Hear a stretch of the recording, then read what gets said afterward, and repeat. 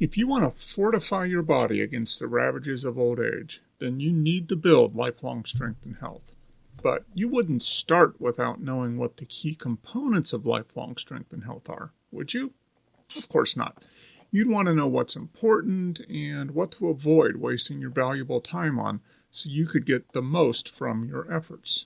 Well, today we're going to talk about 4 key components of lifelong strength and health and how training them can increase the odds that you will arrive at old age in shape, strong, mobile, and independent.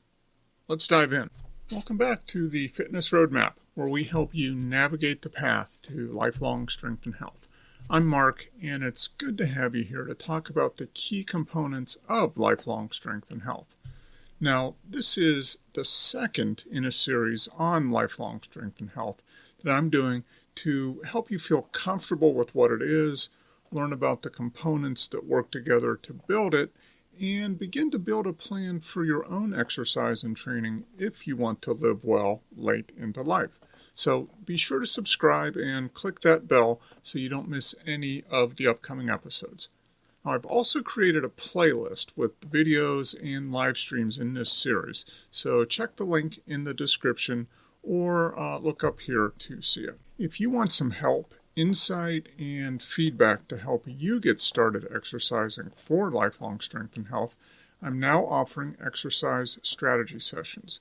You'll be able to ask me questions and get feedback and suggestions so you can get started safely and confidently. The link is in the description. Training for lifelong strength and health requires a slightly different approach than training for a specific activity or sport.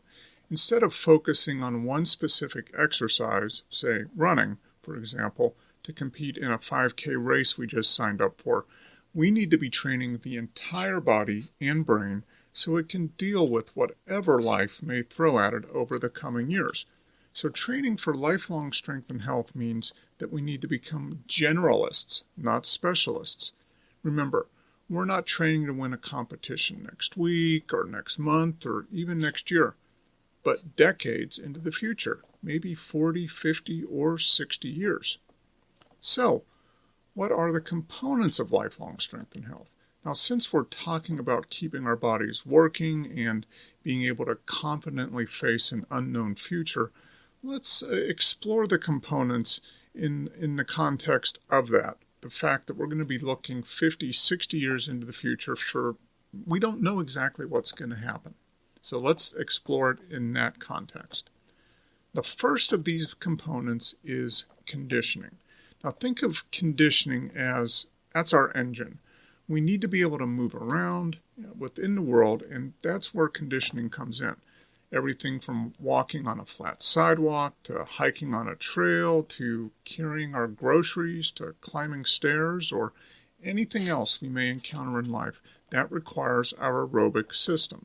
The aerobic system keeps blood and oxygen flowing to our muscles, so building it will increase our body's ability to do this vital task. There are 2 major areas of conditioning that we want to build. First is our everyday baseline fitness. Think of this as zone 2.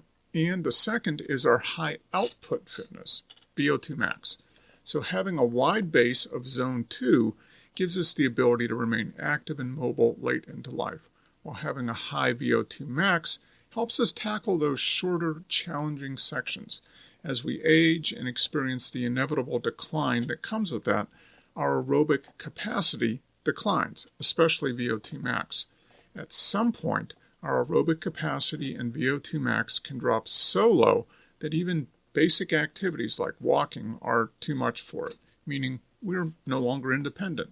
So we still want to be able to get around on our own, even deep into old age. Now, to do that requires building our aerobic base, our zone 2, and our VO2 max now, so that even with the decline that we'll experience later in life, we are still well above the average and can maintain independence well into life, maybe all the way up until the very end of life. My 92-year-old father being able to hike up a slippery mountain trail is a good example of why you want to build your conditioning. Now, to learn more about what lifelong strength and health looks like, be sure to watch the first video in this series. And see the link in the description, and be sure to subscribe to the channel so you don't miss any of the new videos. Second component of lifelong strength and health is strength and stability. Now, building our strength and stability helps us exert force on the world around us, allowing us to resist the forces of gravity, both to stay upright, which is primarily to avoid falls, and to move and carry objects. Just like with aerobic conditioning, we lose both strength and muscle mass as we age, beginning as early as age 30. So if we don't do anything, it's eventually going to lead to our dependence on others. So having good strength helps our bodies remain stable and helps our joints, think about your knees, hips, shoulders, and ankles, move through their full range of motion. Now, many people think you have to spend hours and hours and hours in a gym in order to see the benefits of strength training. But the reality is that with 2 to 3 30-minute sessions a week, you can build pretty impressive strength and add muscle mass to your body. The key is to be consistent, increase the resistance slowly, and don't do stupid crap like trying to outlift the jacked 20-year-old next to you. You want to use what are called compound movements, movements that involve multiple joints and muscles. So think of things like bench press, squats, pull-ups, presses, etc. for the majority of your work, as these give you the most bang for your strength training dollar. Now, I'll be doing some more detailed videos on how to build a strength training program, no matter your age or experience, so stay tuned for that. The next component is kind of a catch-all of nutrition, sleep, and lifestyle. Now, think of these as the items that impact your ability to recover from the stresses of life and help reduce the incidence of disease. First in these is nutrition. If you don't eat, you die. That's the baseline. But good nutrition helps your body build muscle and recover better and faster on a day-to-day basis. I think a good place to start with nutrition, without getting into which diet is best, is to try and eat as few highly processed foods as possible, eat a variety of foods, concentrate on getting adequate protein, about 1 gram per pound of body weight, lots of fiber, and don't overeat. After that, you can tweak around the edges if you want, but just doing those 4 things should get you 95% or more of the way there. I'll do a more detailed nutrition video, so once again, be sure to subscribe to the channel. The next of these is sleep. Sleep is vastly underappreciated. The fact is that almost all of us need 7 to 9 hours a night, not the 4 to 6 hours that many of us have gotten by on. Sleep is our body's time to repair and regenerate, and without it, we risk long-term negative impacts on our bodies and brains.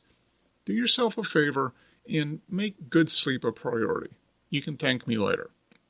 The next part of this is general lifestyle habits. These are another factor that we need to consider if we want to do the best for our body.